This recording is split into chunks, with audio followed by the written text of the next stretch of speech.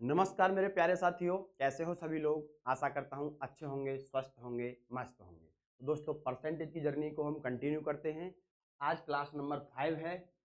बाकी हम परसेंटेज के काफ़ी कंसेप्ट क्लियर कर चुके हैं और धीरे धीरे हम अपने लेवल को आगे बढ़ाते जाएंगे और थोड़ा अब यहाँ से हम अच्छे क्वेश्चन लाना शुरू कर देंगे। ठीक है भाई, चलिए। तो यहाँ पे अब हमारा नेक्स्ट टाइप नंबर है 6। ठीक है, 6 टाइप नंबर क्या है वो देख लेते हैं। यदि किसी भिन्न का अंश 10% बढ़ा दिया जाए और उसका हर 10% कम कर दिया जाए तो 11/45 हो जाता है। मूल भिन्न ज्ञात कीजिए। ठीक है भाई, इस तरह के क्वेश्चन बहुत बनते हैं। चलिए इनको क्लियर कर लेते हैं भाई। तो देखिए भाई, मैं आपसे ये कह रहा हूं कि कोई भी भिन्न है, ठीक है, वो x/y के रूप में ही होती है। ये अंश होता है और ये क्या होता है, हर। ठीक है, इसको न्यूमरेटर बोलते हैं और उसको डिनोमिनेटर। ठीक है भाई, अब क्या कर रहा है वो कि मूल भिन्न तो ये है, इसका अंश बढ़ा दे रहा है और उसका हर यहाँ पे कम कर दे रहा है।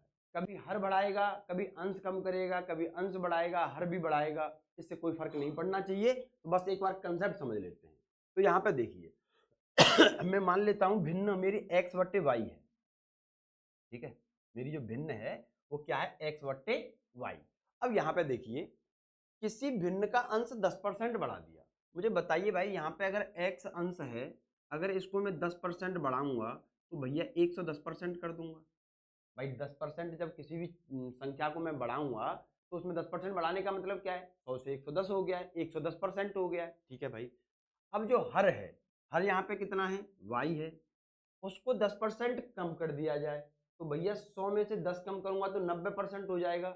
अब जो हर है वो कितना हो गया यहाँ पे, 90%। ठीक है भाई, ये नया अंश आ गया, ये नया हर बन के आ गया। क्लियर है। अब जो भिन्न हो जा रही है, अब जो भिन्न हो जा रही है यहाँ पे वो 11/45 के बराबर है। अब यहाँ पे जो भिन्न हो जाएगी वो 11 जो नई भिन्न है, जो नई भिन्न है वो 11/45 हो जाएगी। 11/45 हो जा रही है। तो मूल भिन्न ज्ञात करवा रहा है, मतलब जो x/y जो पहले हमने भिन्न मानी थी उस भिन्न को वो पूछ रहा है। क्लियर है। अब यहां से भाई परसेंट से परसेंट कैंसिल, ठीक है, 0 से 0 कैंसिल, 11 से 11 एक बार और 9 से ये कितना हो जाएगा, 5 बार। ठीक है, तो जो x/y का मान आया, जो यहाँ पे x/y का मान आया वो कितना आ गया, 1/5। और यही मेरी मूल भिन्न थी भाई, यही मेरी मूल भिन्न थी जो मैंने मानी थी x/y। ठीक है, जिसमें x अंश माना, y हर माना और उनको इस तरह से बढ़ा दिया भाई, 10% बढ़ा दिया, 110% हो गया और y को 10% कम कर दिया वो 90% हो गया। तो अब जो नई भिन्न है वो 11/45 हो गई। तो x/y का मान आ गया 1/5। बस इसमें कुछ नहीं करना, यही एक सिंपल तरीका है। क्लियर है भाई। चलिए, तो ये हमारा आंसर हो गया यहाँ पे 1/5। 1/5 क्लियर है। चलिए देखिए भाई, शॉर्ट मेथड में वहां बताऊंगा जहां शॉर्ट मेथड से काम चलेगा। एक्चुअल में जैसे शॉर्ट मेथड में हर इस जगह पे भी मैं शॉर्ट मेथड बताने लग जाऊं कि भाई इनका 10%, ये कोई मतलब नहीं बनता जब मेरा काम बेसिक से इतना आसानी से हो जा रहा है। आप सोचिए, अगर मेरा काम बेसिक से इतना आसानी से हो जा रहा है तो यार क्यों इतना मतलब झंझट पालू में कि इसमें और क्या नया हो सकता है, क्या नया नहीं हो सकता है। जहां नए की जरूरत होगी, जहां शॉर्ट मेथड की जरूरत होगी, वहां मैं बिना बताए आगे नहीं जाऊंगा भाई।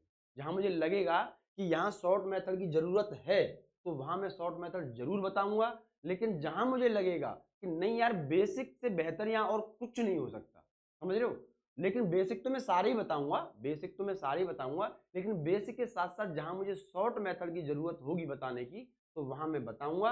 और जहां मुझे लगेगा कि भाई यहाँ बेसिक ही सबसे बढ़िया चीज है यहाँ पे, ठीक है, तो वहां पर मुझे बताने की जरूरत नहीं है। क्लियर है भाई। चलिए, यदि किसी भिन्न के अंश में 10% की कमी की जाती है और हर में 15% की वृद्धि की जाती है तो नए भिन्न का मान 2/5 हो जाता है। मूल भिन्न ज्ञात कीजिए। भाई मैं मूल भिन्न x/y मान लू, जिसमें x अंश है, y हर है। अब अंश में 10% की कमी की जा रही है तो जो अंश है भैया इसमें 10% की कमी हो जाएगी तो ये हो जाएगा 90%। क्लियर भाई, कितना हो जाएगा 90%। हर में 15% की वृद्धि की जा रही है, तो भाई यहाँ पे वृद्धि 115% हो जाएगी। 15% की वृद्धि का मतलब 115% हो जाएगा। अब जो नई भिन्न बनेगी, अब ये नया अंश हो गया 10% की कमी होने के बाद, हर 15% की वृद्धि होने के बाद, अब जो नई भिन्न बनेगी यहाँ पे वो कितनी बन रही है 2/5। कितनी बन रही है 2/5। क्लियर यहाँ तक, ठीक है। अब भाई इसे सॉल्व कर लो, परसेंट से परसेंट कैंसिल, अब यहाँ पे 18 5 90 और 23 पंजे 115, ठीक है भाई। अब यहाँ से 2 से अगर हम 9 बार काटें तो 9 बार कट जाएगा ये। अब यहाँ पे 23 इधर मल्टीप्लाई में चला जाएगा, तो जो x/y का मान आएगा वो निकल के आएगा 23 एकन 23 बटे 9 पंजे 45, 9 पंजे 45, ठीक है भाई। x/y का मान आ गया भाई साहब 23/45, और यही हमारी मूल भिन्न थी, यही हमारी मूल भिन्न थी। तो 23/45 यहाँ पे मूल भिन्न निकल के आ जाएगी, ठीक है भाई। चलिए, यदि किसी भिन्न के अंश में 17% की वृद्धि की जाती है और उसके हर में 12% की कमी की जाती है, तो भिन्न का मान 39/44 हो जाता है। मूल भिन्न ज्ञात करें। तो मूल भिन्न वही कंडीशन भाई, मूल भिन्न, मूल भिन्न में क्या मानूंगा x/y, क्या मानूंगा x/y। क्लियर है।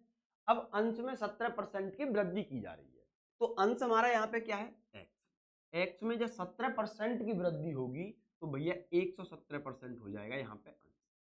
क्लियर, ठीक है। y जो है उसमें अगर 12% की कमी होगी तो भैया 100 में से मैं 12% कम करूंगा तो जो मेरा हर है वो 88% हो जाएगा। कितना हो जाएगा 88% हो जाएगा, ठीक है भाई। 12% की कमी होगी।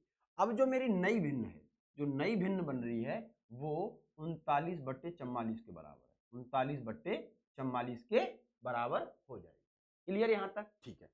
अब सॉल्व कर लो इसको, परसेंट से परसेंट कैंसिल, और ये 11 से ये 4 बार कट जाएगा और 11 से ये 8 बार कट जाएगी, ठीक है भाई।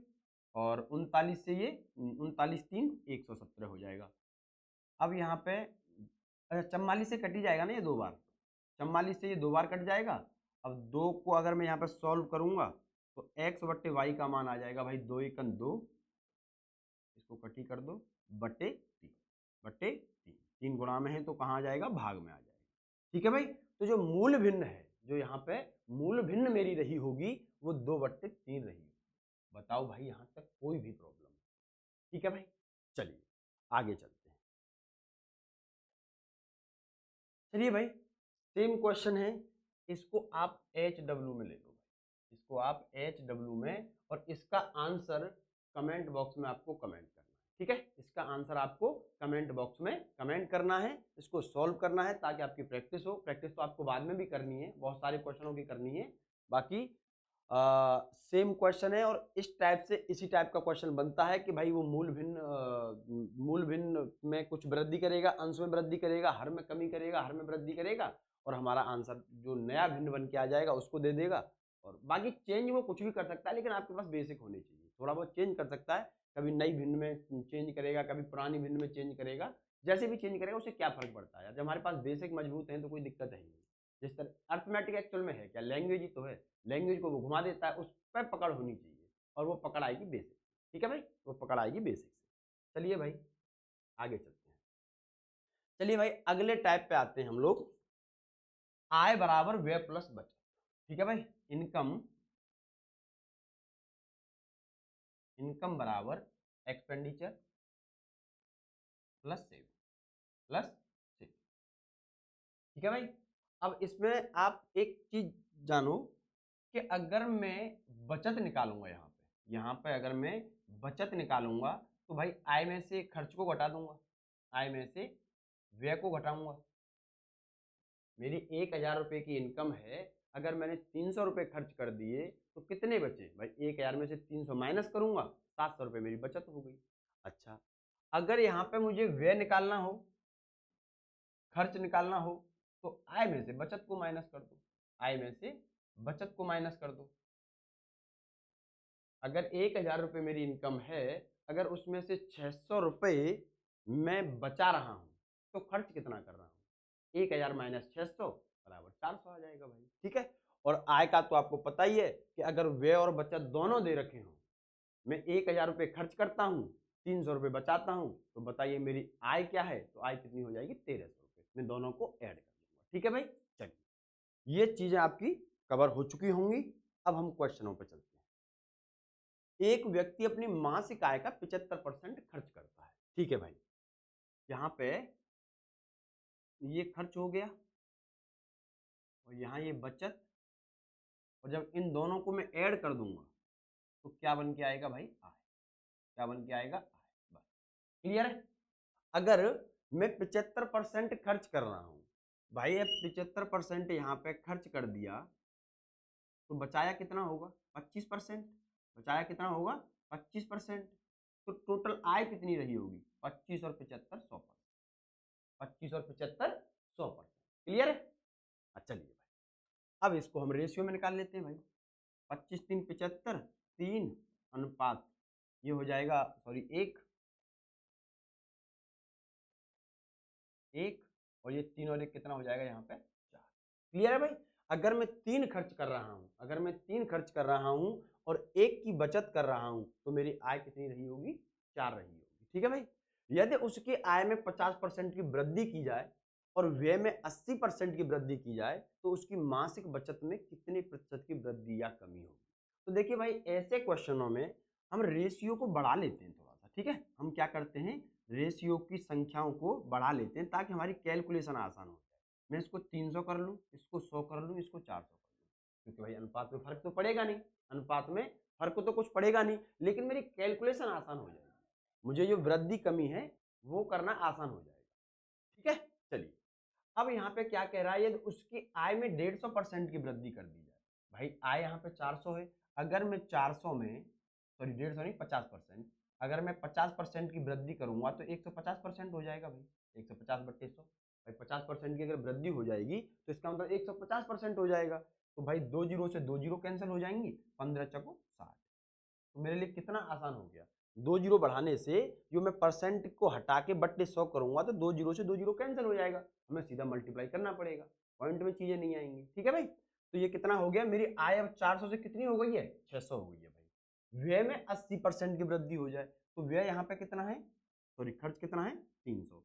तो 300 में अगर मैं 80% की वृद्धि करूंगा मतलब 180% हो जाएगा भाई, 180% हो जाएगा। तो 300 का 180% निकालूंगा तो कितना हो जाएगा, 18 3 54, 540। कितना हो जाएगा, 540। अब यहाँ पे देखिए आप, 600 रुपए की इनकम हो गई है वृद्धि होके, और उसमें से उसने खर्च भी बढ़ा दिया है, 540 उसमें से खर्च कर दे रहा है, 540 उसमें से खर्च कर दे रहा है। तो बचत निकालने के लिए भाई इसमें से माइनस कर दो, कितना हो गया, 60। कितना बचेगा, 60। मतलब बचत मेरी पहले 100 थी तो अब कितनी हो गई है, 60 हो गई है। तो भाई इसका मतलब क्या हुआ, इसका मतलब ये हुआ कि बचत में कमी हुई है। बचत में क्या हुई है, कमी हुई है। कितने की कमी हुई है, 100 से 60। 100 से 60 हो गई है, मतलब -40, मतलब 40 की कमी हुई है। कितने पे, 100 पे। भाई 40 की कमी हुई है बटे 100, और परसेंट में लाने के लिए क्या कर देंगे हम, 100 का गुणा कर देंगे, तो 40% हमारा आंसर आ जाएगा। ये तो सब करने की जरूरत थी नहीं, क्योंकि तुलना 100 पे यहाँ पे हो रही है, तो 100 में 40 की कमी मतलब 40%। 100 में अगर 40 की कमी है तो 40% है। ठीक है भाई, इसको एक बार और समझ लेते हैं कि खर्च यहाँ पे 75% था तो बचत 25% रही होगी, आय मेरी होगी 100%। इसको अनुपात में ले आते हैं भाई, 3 1 और 4। अब मैं इसको कैलकुलेशन, क्योंकि मुझे वृद्धि करनी है भाई, मुझे वृद्धि या कमी जो भी है वो करनी है, तो इसको आसान बनाने के लिए, मेरी कैलकुलेशन आसान हो जाए, तो 2 जीरो चिपका देता हूँ। यहाँ पे 2 जीरो चिपका दिए, बस चिपकाई इसलिए है क्योंकि अनुपात पे तो कोई फर्क नहीं पड़ेगा, लेकिन मेरी कैलकुलेशन आसान हो जाएगी कि जब मैं आय में अगर 50% की वृद्धि कर रहा हूँ तो भैया 150% हो जाएगा, परसेंट को हटा के बट्टे 100 कर दिया, 2 जीरो से 2 जीरो कैंसिल, 15 चको 60, 600 रुपए इनकम हो चुकी है। इनकम कितनी हो चुकी है यहाँ पे, 600 की। अब खर्च भी उसने बढ़ाया है, जब इनकम बढ़ी है तो खर्च भी बढ़ाया है। अब भैया खर्च बढ़ा दिया उसने 80%, तो 80%, 300 का 80% कितना हो जाएगा, 2 जीरो से 2 जीरो कैंसिल हो जाएंगी, 540 कर दिया भाई उसने खर्च। खर्च कितना कर दिया, 540। अब भैया आय में से अगर मैं खर्च को माइनस कर दूंगा तो क्या बचेगा, बचत। तो अब वो बचत हो रही है उसकी यहाँ पे 60 की बचत हो रही है। पहले वो 100 की बचत कर रहा था, अब 60 की बचत कर रहा है, कमी हो रही है। तो कमी कितने परसेंट हो रही है? 40 की कमी हो रही है, 100 पे 40% कमी हो गई, और यही हमारा आंसर। ठीक है भाई, ये सारी चीजें आपको क्लियर हो गई। चलिए भाई, अब चलते हैं अगले क्वेश्चन की तरफ। सुधा अपनी आय का 15% बचाती है। यदि उसका व्यय 20% बढ़ता है और बचत में 60% की वृद्धि होती है, तो उसकी आय में कितने परसेंट की वृद्धि हुई है? तो यहाँ पे देखिए, आय 15% बचाती है भाई, आय का 15%, ठीक है। अगर भैया 15% अगर बचा रही है, 15% अगर यहाँ पे बचत है, क्या है? बचत है, तो खर्च कितना रहा होगा? खर्च रहा होगा 85% भाई। कितना रहा होगा? 85%। अगर 15% उसने सेविंग करी है, तो जो एक्सपेंडिचर होगा वो 85% हो जाएगा भाई। तो आय यहाँ पे तो 100% रही है। इनकम कितनी है? 85 और 15 100%। क्लियर है भाई? कितनी रही है? 100%। कोई दिक्कत? अब इसको रेशियो में ले लो भाई। ये 5 3 15 3, और ये 17 पंजे 85, 5 से कट जाएगा, और यहाँ 20 पंजे 100। मतलब अगर बचत 3 की है, बचत अगर 3 रुपए की है और खर्च 17 रुपए का है, तो आय 20 रुपए रही होगी। ठीक है भाई, ये हमारा रेशियो में अनुपात हमने ये रेशियो में निकाल लिया। ठीक है भाई, अब मैंने क्या बताया था, कैलकुलेशन आसान करने के लिए आप 2 जीरो चिपका दो, 1 जीरो चिपका दो, आपको जैसा आसान लगे, आपको जैसा आसान लगे। रेशियो में आप 2 जीरो चिपका सकते हैं, 1 जीरो भी चिपका सकते हैं, और आप अगर कैलकुलेशन हार्ड करना चाहते हो तो कुछ भी ना चिपकाएं, तो उसमें पॉइंट में आंसर आएंगे, और पॉइंट से हमें परसेंट निकालने में थोड़ी सी प्रॉब्लम तो होगी भाई, समय तो ज्यादा लगेगा ही। ठीक है, और 2 जीरो से क्या होता है कि वो जो परसेंट वाला पोर्शन है बट्टे 100 वाला, उससे 2 जीरो से 2 जीरो सीधे कट जाती हैं, तो उससे हमें ज्यादा टाइम लगता नहीं है। ठीक है, चलिए, अब उसका व्यय 20% बढ़ जाए भाई, तो व्यय यहाँ पे क्या है? ये खर्च 1700 है, इसका अगर मैं 20% बढ़ा दूं, तो भैया 1700 का अगर 20% बढ़ाऊंगा तो 120/100 होगा, 120/100 होगा। तो 2 जीरो से 2 जीरो कट जाएंगी, तो 17 दूनी 34, 3 बचेगा, और 17 एकन 17, 17 और 3 20, और 1 जीरो लास्ट में है, तो ये हो जाएगा 2040। तो जो खर्च है अब वो 1700 से कितना हो गया है? 2040 हो गया है। ठीक है भाई, और बचत में 60% की वृद्धि हो रही है। भैया बचत यहाँ पे 300 है, और 300 में अगर 60% की मैं वृद्धि करूंगा तो भैया 160% हो जाएगा। 160/100, 2 जीरो से 2 जीरो कैंसिल, और 16 48, तो भैया यहाँ पे 480 हो गया। यहाँ पे क्या हो गया? 480। ठीक है, अब 480, पहले 300 की बचत थी, अब 480 की है। पहले 1700 खर्च कर रहा था, अब 2040 खर्च कर रहा है। तो टोटल आय कितनी हो गई है उसकी? भाई बचत 480 है, खर्च 2040 है, तो इसका मतलब जो आय होगी वो इन दोनों को जोड़ने के बाद ही आएगी। जो आय होगी, इनकम, इनकम होती है बचत प्लस खर्च। तो अब इनकम कितनी रही होगी? 0, 8 और 4 12, 1, 4 और 1 5, और ये हो गया 2।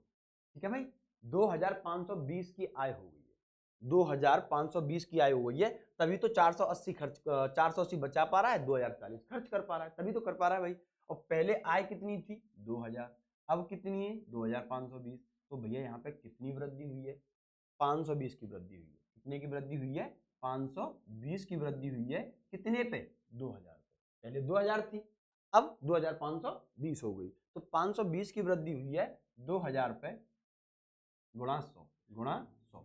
2 जीरो से 2 जीरो कैंसिल हो जाएंगे, ये जीरो से ये जीरो, और 2 से ये 26 दूनी 52, तो 26% की वृद्धि हो जाएगी भाई।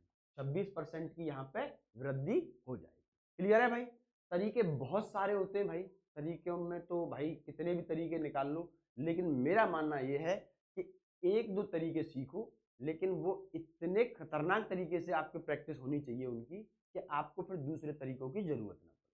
आप 5 तरीके सीख के, 5 तरीके किसी भी सवाल को सीख के, अब उसमें से एक भी मतलब एक भी तरीके में आपकी प्रैक्टिस नहीं है, तो उन 5 तरीकों का कोई मतलब बनता नहीं है।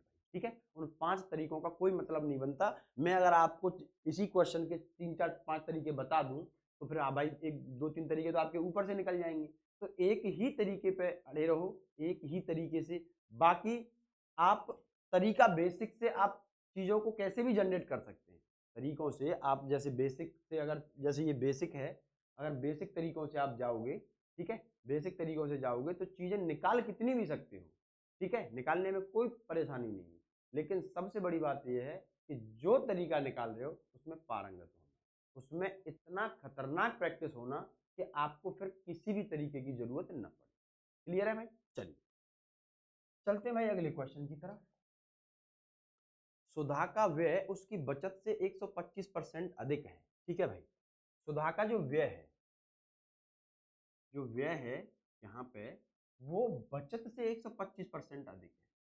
भैया अगर बचत में 100 मान लूँ, बचत अगर मैं 100 मान लूँ, तो जो व्यय है, जो खर्च है, वो 125% अधिक है। मतलब 100 से 125 अधिक हो जाएगा तो कितना हो जाएगा? 225। 225 अगर 225 का खर्च है, 100 की बचत है, तो यहाँ पे आय क्या हो जाएगी? यहाँ पे जो आय है, इनकम, तो इनकम तो भैया 325 रही होगी। इनकम कितनी रही होगी? 325 रही होगी। क्लियर है भाई? 325 रही होगी। ठीक है, अगर इसको मैं कट करना चाहूँ तो कट कर लूँ भाई, कोई दिक्कत नहीं है। 5 से कट हो जाएगा, 25 से भी कट हो जाएगा, तो ये हो जाएगा 25 नाम 225 और 25 चक 100, और ये 25 एकन 25, कितना बचेगा? 7, और 25 3 75। ठीक है भाई, 25 3 75। अगर व्यय 9 खर्च कर रही है सुधा और 4 रुपए की बचत कर रही है, तो इसका मतलब उसकी इनकम 13 रुपए रही होगी। उसकी इनकम 13 रुपए रही होगी।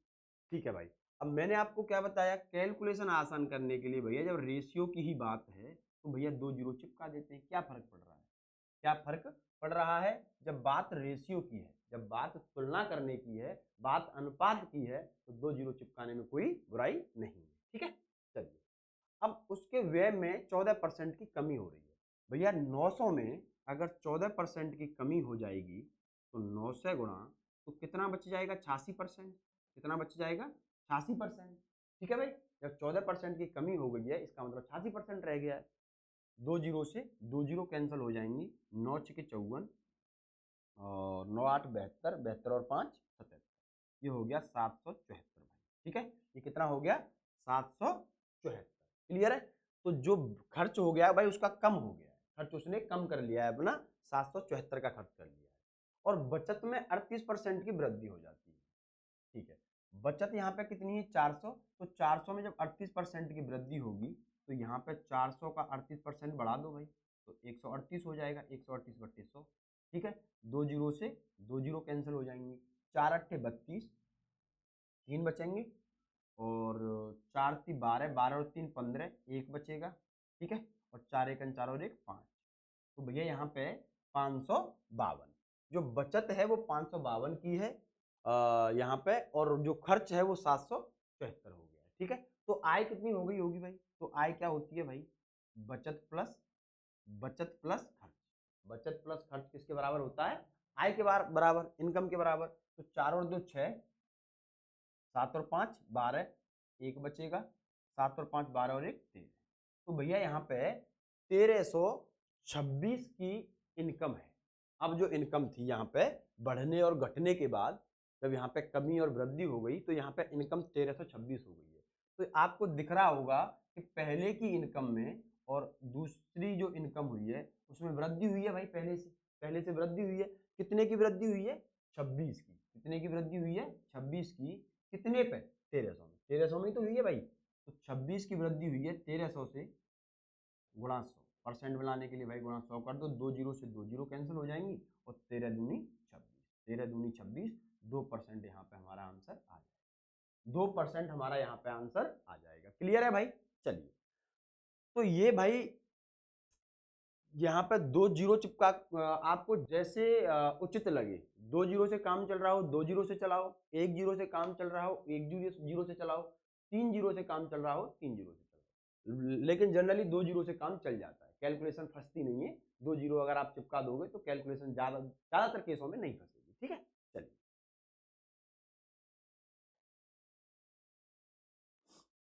रीना का खर्च उसकी बचत से 300% अधिक है।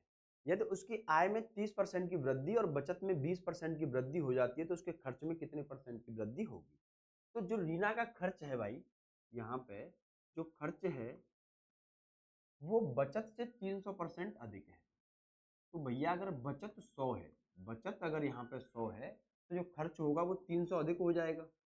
100 से 300 अधिक 400 होगा, ठीक है, 100 से 300 अधिक 400 होगा।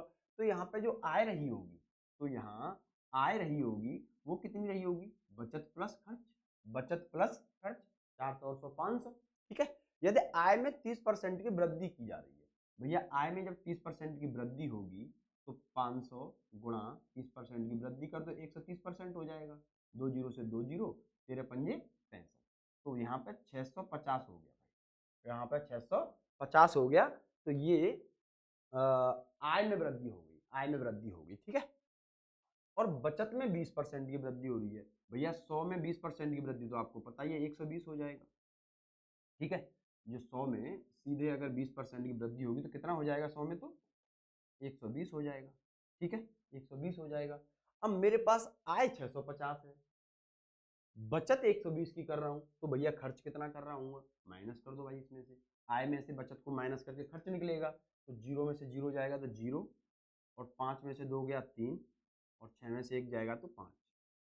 तो जो खर्च है यहाँ पे वो 530 का है, जो खर्च है यहाँ पे वो 530 का है। पहले खर्च था 400 का, पहले खर्च था 400 का, अब खर्च है 530 का, ठीक है, 530 का। तो कितने की वृद्धि हुई है यहाँ पे कितने की वृद्धि हुई है, 130 की वृद्धि हुई है, 130 की वृद्धि हुई है। 400 से 530 में कितने पे, 400, 130 की वृद्धि हुई है 400 में, गुणा 100, 2 जीरो से 2 जीरो कैंसिल करो। अब ये हो जाएगा भाई 4 की 12, 1 बचेगा, 0 10, 4 दूनी 8, पॉइंट लगा के 0, और 4 पंजे 20, 32.5%, 32.5% की वृद्धि हो जाएगी भाई, 32.5% की यहाँ पे वृद्धि हो जाएगी। क्लियर भाई यहाँ तक? चलिए भाई आगे बढ़ते हैं। चलिए भाई अगले टाइप की तरफ चलते हैं। कौन सा टाइप है देखते हैं भाई। पी का लक्ष्य, अच्छा एम मतलब लक्ष्य भाई, ठीक है। लक्ष्य 500 में से कुल 360 अंक प्राप्त करना है। पी का लक्ष्य 500 में से कुल 60 अंक प्राप्त करना है। उसे अपने लक्ष्य से 5% कम प्राप्त होता है, उसे कितने अंक मिलते हैं। भैया 500 का अगर 5% कम मिल रहा है, 5% अगर कम मिल रहा है तो कितने अंक कम मिल रहे हैं उसको, 25। कितने अंक कम मिल रहे हैं, 25। और 360 अंक उसे प्राप्त करना है लक्ष्य के लिए। तो भैया 360 में से अगर मैं 25 को माइनस कर दूंगा तो ये आएगा 335। तो उसको 335 अंक मिले होंगे, उसको 335 अंक मिले होंगे, तब जाके उसे 5% कम मिले यहाँ पे, ठीक है भाई। चलिए, अरुण को वरुण से 20% कम अंक प्राप्त हुए, राजू को वरुण से 30% कम अंक प्राप्त हुए। यदि राजू को 140 अंक प्राप्त हुए तो अरुण को कितने अंक प्राप्त हुए। भैया यहाँ पे अरुण है और वरुण है और तीसरा है राजू, ठीक है। अरुण को वरुण से 20% कम अंक मिले। अगर वरुण को 100 मिल रहे हैं तो भैया अरुण को 20% कम मिले हैं, 80 मिले, ठीक है भाई। चलिए, अब राजू को वरुण से 30% कम अंक प्राप्त हुए। राजू को वरुण से, वरुण को 100 है तो यहाँ पर राजू को कितने हैं, 70, 20% कम मिले हैं। यदि राजू को 140 अंक प्राप्त हुए तो भैया 70 का मान कितना है यहाँ पे, 140, ठीक है। एक्चुअल में अंक तो 140 है, तो 70 की वैल्यू 140 है, 70 का मान यहाँ पे 140 दिया है, तो एक का मान कितना हो जाएगा, 2, एक का मान कितना हो जाएगा, 2। तो अरुण को कितने अंक प्राप्त हुए, तो भैया अरुण को यहाँ पे 80 अंक प्राप्त हुए, तो 80 गुणा एक का मान 2 है, तो 80 का मान कितना हो जाएगा, 160, 160 यहाँ पे अरुण को अंक मिल जाएंगे। क्लियर है भाई। चलिए, एक परीक्षा में उत्तीर्ण प्रतिशत कुल अंकों का 35% है। जो पासिंग मार्क्स हैं वो कुल अंकों मतलब 35% पे पास हो जा रहा है बंदा। एक छात्र ने 390 अंक प्राप्त किए और उसे 65 अंकों से फेल कर दिया।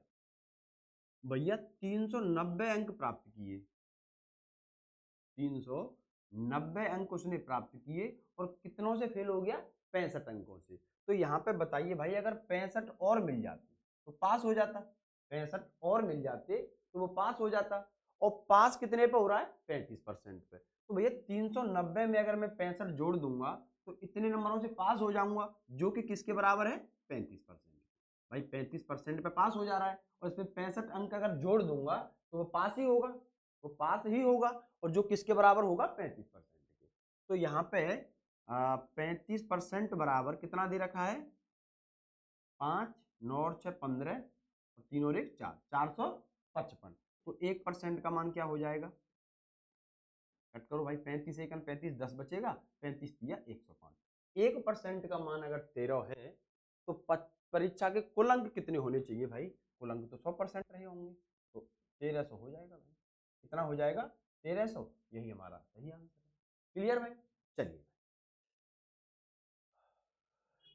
एक परीक्षा में एक विद्यार्थी ने पहले पेपर में कुल 200 अंकों में से 40% अंक प्राप्त किए। ठीक है भाई, 200 अंक में से कितने अंक प्राप्त किए, 40%। तो भैया 200 का 40% जब मैं निकालूंगा तो कितना हो जाएगा, 2 जीरो से 2 जीरो 80। उसने 200 में से 80 अंक प्राप्त किए, 200 में से 80 अंक प्राप्त किए। ठीक है, चलिए, अब यदि विद्यार्थी को कुल मिलाकर 60% अंक प्राप्त करने हैं तो दूसरे पेपर में 200 में से कितने प्रतिशत अंक प्राप्त करने चाहिए। भाई दूसरा पेपर भी है 200 का, दूसरा पेपर भी 200 का है, तो टोटल कितना, 400। भाई टोटल यहाँ पे पूर्णांक है वो 400 है, और उसे कुल मिलाकर 60% अंक चाहिए। तो भैया कुल मिला के 60% मतलब 400 के 60% चाहिए, 400 के 60% चाहिए। तो 400 के 60% कितने हो रहे हैं, 4 छके 24, 240, 240 हो रहे हैं भाई। कितने हो रहे हैं, 240। और 80 उसको यहाँ मिल गई, और 240 उसे चाहिए। तो भैया इसमें से कितने अंक लाने होंगे उसे, 80 यहाँ मिल गई, 240 चाहिए उसको 60% लाने के लिए टोटल। तो बचे कुचे जो होंगे 240 में से अगर मैं 80 को माइनस करूंगा तो अभी 160 अंक और चाहिए, 160 अंक और चाहिए। तो भैया 160 अंक तो उसको दूसरे पेपर में लाने होंगे, 160 अंक उसको दूसरे पेपर में ही लाने होंगे। अच्छा परसेंट में पूछा है, तो भैया 160 नंबर 200 में से कितने परसेंट हो गए, गुणा 100, गुणा 100। तो 2 जीरो से 2 जीरो कैंसिल करो, 2 से ही हो जाएगा 80%। तो दूसरे पेपर में उसको 80% अंक लाने होंगे, दूसरे पेपर में उसको 80% अंक लाने होंगे। ठीक है भाई, चलिए, एक परीक्षा में 4 विषय हैं जिसमें से प्रत्येक के 100 अंक हैं। ठीक है भाई, 4 विषय हैं, प्रत्येक के 100 अंक हैं। ठीक है, एक विद्यार्थी पहले विषय में 78%, तो 100 का 78% भैया 78 हो जाएगा। ठीक है, क्लियर है, 100 का 78% 78 हो जाएगा। दूसरे विषय में 75%, भैया 100 का 75% यहाँ भी 75 हो जाएगा। तीसरे विषय में 90%, यहाँ भी भैया 90 हो जाएगा। ठीक है, उसने कुल मिलाकर 85% अंक प्राप्त किए। तो कुल मिलाकर 85% का मतलब भाई, एक सेकेंड,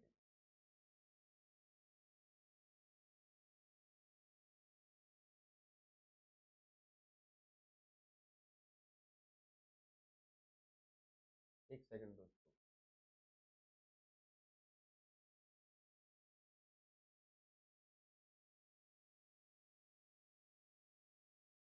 चलिए, अगर यहाँ पे 90 कहाँ पे 90% अंक प्राप्त तीसरे विषय में किए, और टोटल यहाँ पे कह रहा है कि कुल मिला के 85% अंक प्राप्त किए। तो कुल मिला के तो भैया पूर्णांक यहाँ पे 400 का रहा होगा, 4 विषय हैं तो 400 का पूर्णांक रहा होगा।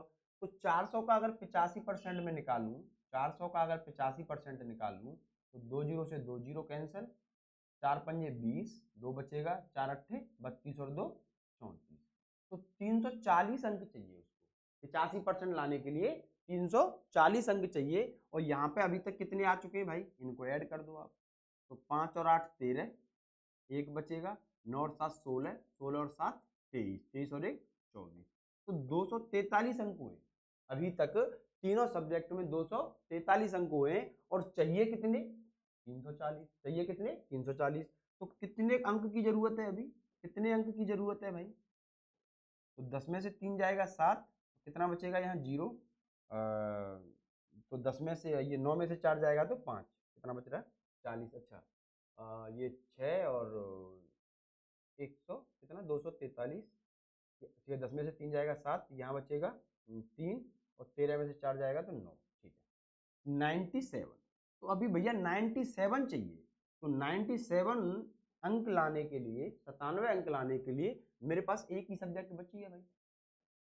तो जो चौथी सब्जेक्ट है उसमें 97 नंबर आए होंगे और उसने परसेंट में पूछा है, तो 97 नंबर 100 का कितना परसेंट है भाई, परसेंट तो 100 पे ही निकाला जाता है, तो 100 में से जितने अंक होंगे वही उसका परसेंट होगा, तो 97% यहाँ पे आंसर हो जाएगा।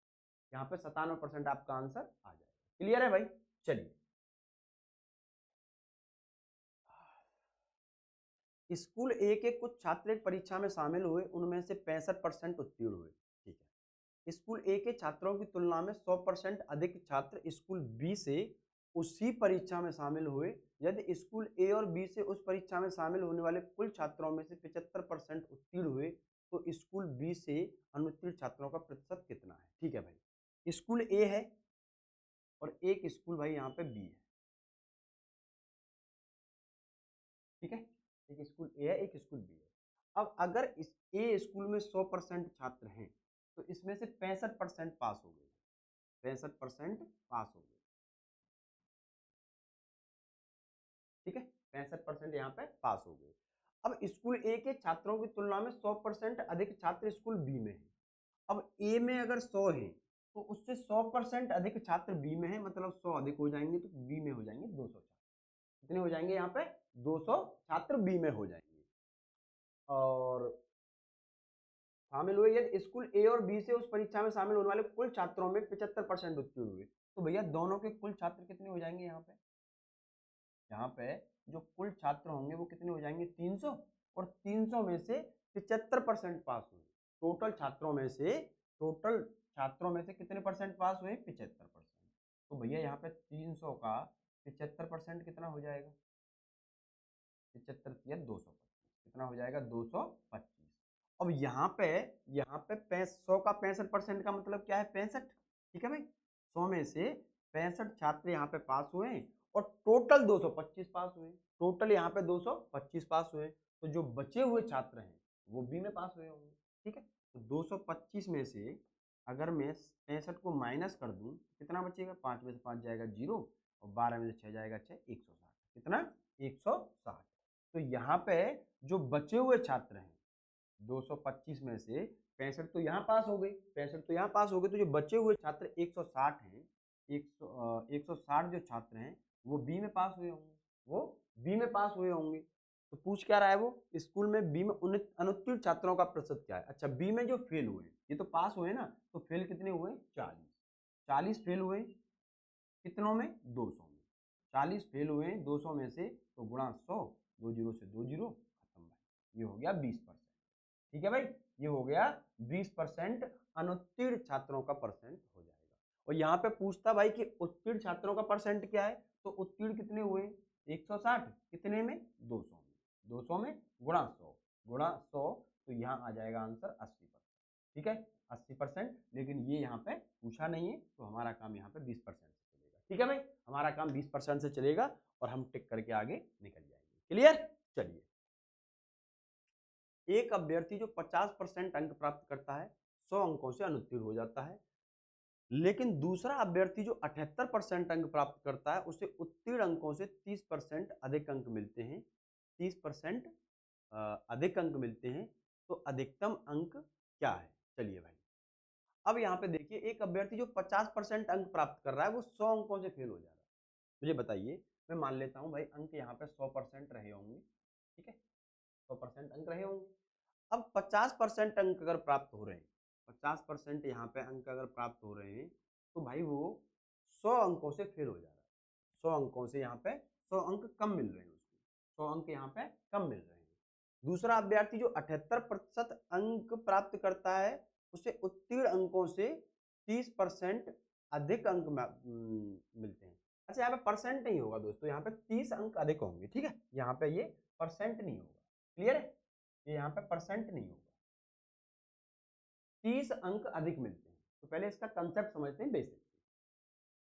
अब जब 78%, जब यहाँ पे 78% अंक मिल रहे हैं तो 30 अंक अधिक हो जा रहे हैं, 30 अंक अधिक हो जा रहे हैं पासिंग मार्क्स से, इतने पे पास होना चाहिए उससे 30 अंक अधिक हो जा रहे हैं 78% जब मिल रहे हैं।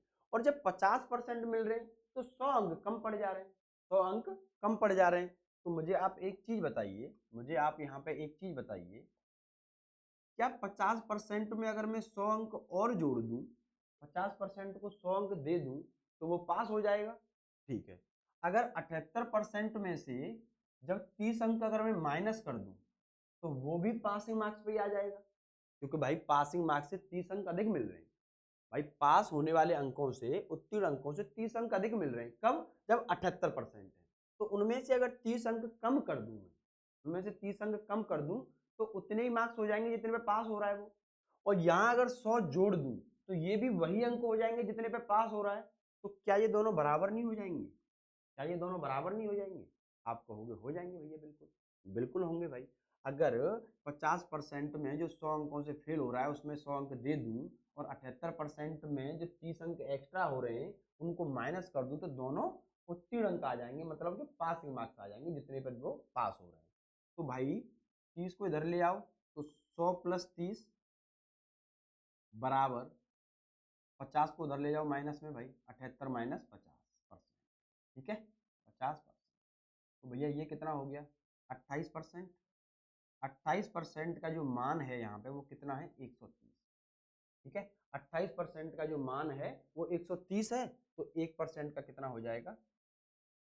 28, ये 1% का मान हो जाएगा भाई 130/28, ठीक है। तो कितना हो रहा है? 7 से कट रहा है? नहीं कट रहा भाई। तो यहाँ पे अधिकतम अंक पूछे हैं इसमें।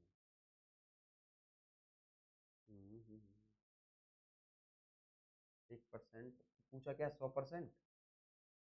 तो 100% का मान 123/28 गुणा 100, 7 चौक 28, 7 से भी नहीं कटेगा। अच्छा चलिए एक चीज देखते हैं, एक सेकंड।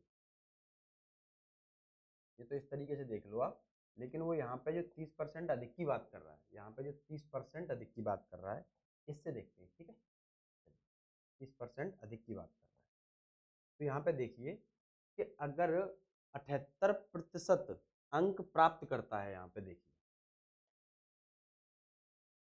अच्छा इसको एक सेकंड रुको आप, ठीक है। पहले एक बार इस टाइप का सवाल कर लो, फिर इसको जस्ट इसके पीछे आते हैं, ठीक है।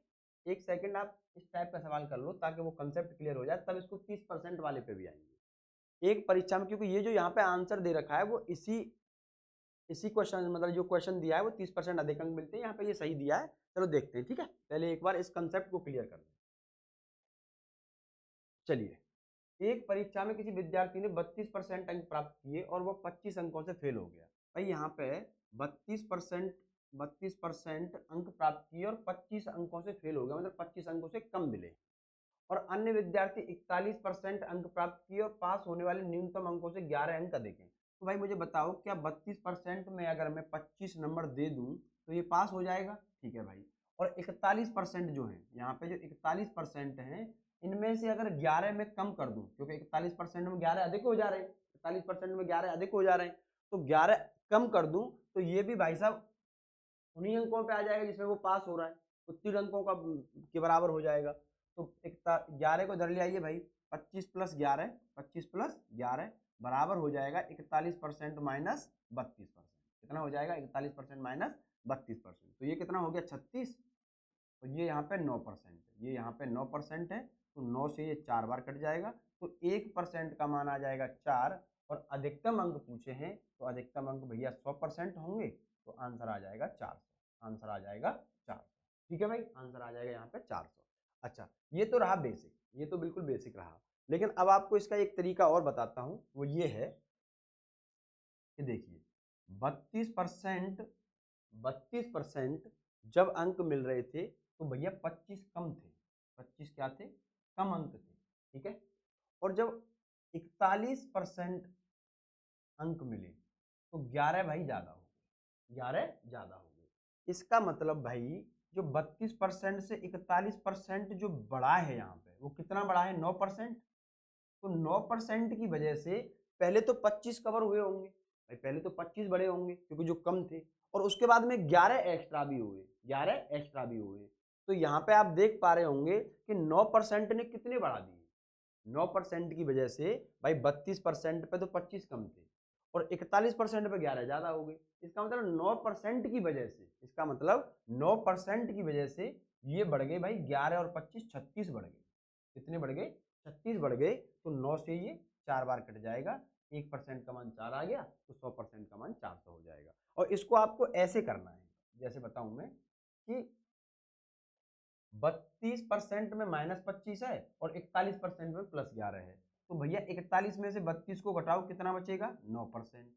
वो बराबर हो जाएगा 11 में से 25 को घटा दो, 11 और माइनस 25 को घटाना, ठीक है, यहाँ पे क्योंकि कम है, यहाँ पे 25 को नहीं घटाना है क्योंकि -25 को घटाना है, ठीक है, क्योंकि यहाँ पे ये 25 कम है मतलब -25 है। तो ये 11 माइनस माइनस प्लस हो जाएगा, तो 9% का मान आ जाएगा यहाँ पे 25 और 11 36। तो 9 से ये 4 बार, 1% का मान आ जाएगा 4। 1% का मान 4 आ गया तो 100% का मान हो जाएगा 4। क्लियर है भाई? अब इस सवाल को देखते हैं भाई, ये जो लैंग्वेज दी है इसमें वो एग्जैक्ट लैंग्वेज दी है। मुझे लग रहा था कि ये इसी टाइप का सवाल रहा होगा कि 30 अधिक अंक मिलते हैं।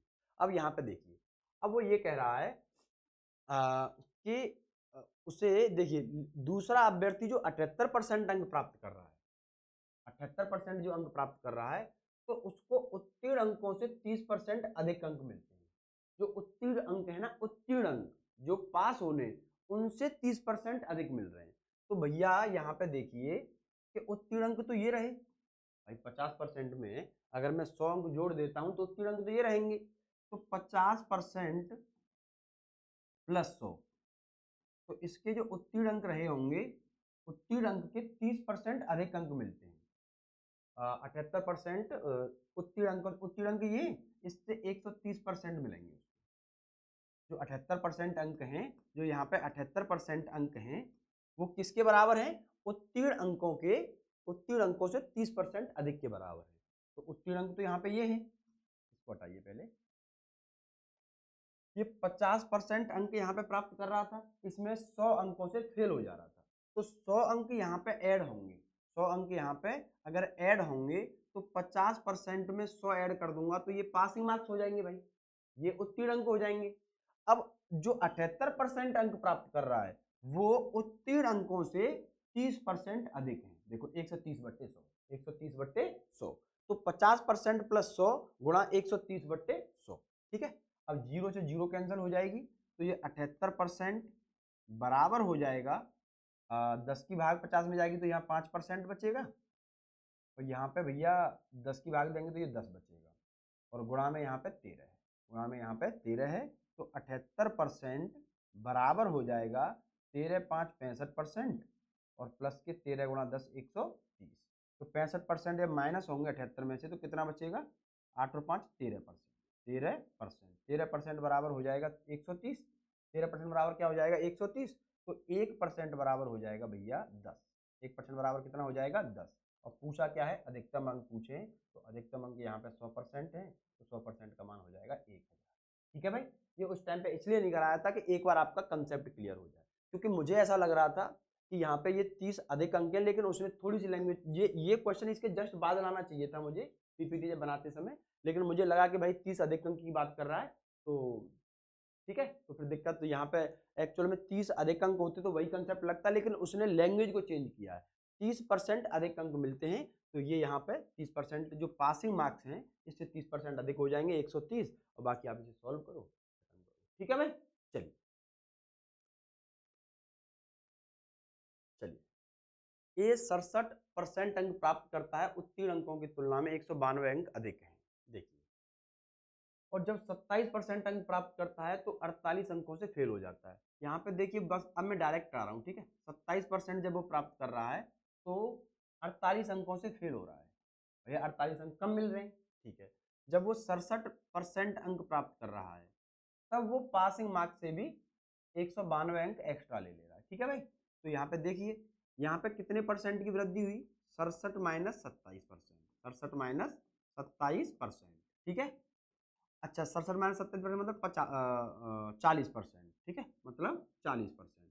तो 40% की वजह से 40% की वजह से 48, पहले 48 कवर हुए, फिर 192 एक्स्ट्रा भी हो गए, तो 40% की वजह से भाई 192 में से 48 को माइनस कर दो, माइनस 48 को, सॉरी, क्योंकि 192 में से माइनस 48 को माइनस कर दो, तो 40% का जो मान होगा यहाँ पे वो कितना हो जाएगा, माइनस माइनस प्लस, 8 और 2 10, और 9 और 4 13 और 1 14, एक बचेगा, और ये 240, तो जीरो से जीरो कैंसिल, 4 6 के 24, तो 1% का जो मान है वो 6 हो जाएगा। और पूछा क्या है उसने, परीक्षा में उत्तीर्ण अंक होने योग्य अंक, उत्तीर्ण होने योग्य अंक क्या है, मतलब अब उसने पूर्णांक नहीं पूछा है, 100% का मान नहीं पूछा है, उसने पूछा है कि भाई पासिंग मार्क्स क्या होंगे। तो पासिंग मार्क्स में या तो 27% का मान निकाल के 48 ऐड कर दो, क्योंकि 27% का जब मैं मान निकालूंगा तो वहां पे 48 कम होंगे भाई, और या फिर 67% का मान निकाल के 192 माइनस कर देना, क्योंकि 192 ज्यादा हो जाएंगे। अब मुझे अगर पासिंग मार्क्स निकालने हैं, मुझे यहाँ पे उत्तीर्ण अंक निकालने हैं, ठीक है, तो यहाँ पे देखिए 27%, 27% जब अंक आ रहे हैं तो उसमें 48 अंकों से फेल हो जा रहा है, तो भैया जब मैं 48 इसमें ऐड कर दूंगा तो पास हो जाएगा, 48 अंक अगर ऐड कर दूंगा तो पास हो जाएगा। तो 1% का मान 6 है, तो 27 का कितना हो जाएगा, 27 गुणा 6 प्लस 48, तो 7 6 के 42, 4 बचेगा, 6 दूनी 12 और 4 16, 162 प्लस 48 कितना हो जाएगा, 8 और 2 10, 6 और 4 10, 210, 210 उत्तीर्ण अंक हो जाएंगे, 210 क्या हो जाएंगे यहाँ पे, उत्तीर्ण अंक हो जाएंगे, ठीक है भाई। चलिए, जब कोई छात्र 28% अंक प्राप्त करता है तो 58 अंकों से असफल होता है, भाई यहाँ पे 28% अंक प्राप्त करे तो 58 से असफल हो गया, ठीक है, 58 अंकों से असफल हो गया। और जब 41% प्राप्त करता है, जब 41% प्राप्त करता है तो 6 अंकों से फेल होता है, अभी भी फेल हो रहा है, अभी भी फेल हो रहा है, पहले भी फेल हो रहा था, तो ये 6 अंकों से फेल हो रहा है।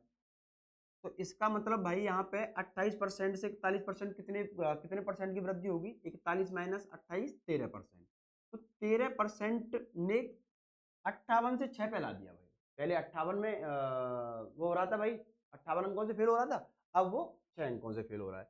तो भाई 41 में से 28 माइनस किए, और यहाँ माइनस 6 में से माइनस 58 को माइनस कर दो, ठीक है, तो माइनस 6 माइनस माइनस प्लस 58 मतलब 52, तो 13% की वजह से भैया वो 52 अंक बढ़ चुके हैं, भाई 52 ही तो कम किए, 52 बढ़ाए होंगे, 13% ने 52 अंक बढ़ा के अभी भी 6 अंकों से फेल हो रहा था, ठीक है, तो 13 चको 52, 1% का मान 4 है, तो पूछा क्या उसने, पास प्रतिशत क्या है भाई, भाई पास प्रतिशत पूछा है उसने, वही कंडीशन सेम, पास प्रतिशत पूछा है, तो यहाँ पे 1% का मान 4 है, तो यहाँ पे देखना 28% में अगर मैं 58 ऐड कर दूंगा, यहाँ पे 58 ऐड कर दूँ, अच्छा मैं, अच्छा एक चीज बताइए, पहले पहले मैं आपको ये चीज पूछता हूँ कि 1% का मान 4 है तो टोटल अंक कितने रहे होंगे, 100%, तो भैया 400 अंक रहे होंगे। अब उसने पूछा है कि भाई पास परसेंट कितना है, कितने परसेंट में पास हो रहा है, तो यहाँ पे देखिए, अगर मैं 28% में 28% में 58 को ऐड कर दूं, मतलब 58 अंक इसको और दे दूं, तो ये पास हो जाएगा, ठीक है, पास हो जाएगा। देखो भाई 1% का मान 4 है, तो 28 का कितना हो जाएगा, 28 गुणा 4 प्लस 58, कितना हो जाएगा, 112, 112 और 58 कितना हो रहा है यहाँ पे, 8 और 2 10, 6 और 1 7, 170, कितना हो रहा है, 170, ठीक है, तो उसको 170 अंक मिल रहे हैं, पास होने के लिए 170 अंक चाहिए, लेकिन उसने पूछा ये कि भाई परसेंट बताइए, तो टोटल 400 है, और 170 400 का कितना परसेंट हो जाएगा, गुणा 100, 2 जीरो से 2 जीरो निपट जाएंगी, ये हो जाएगा कितना हो जाएगा, ये 4 चक 16, और 4 एक बचेगा, 4 दूनी 8, 4 पंजे 20, तो 42.5% हो जाएगा भाई, 42.5% हो जाएगा, क्लियर है भाई।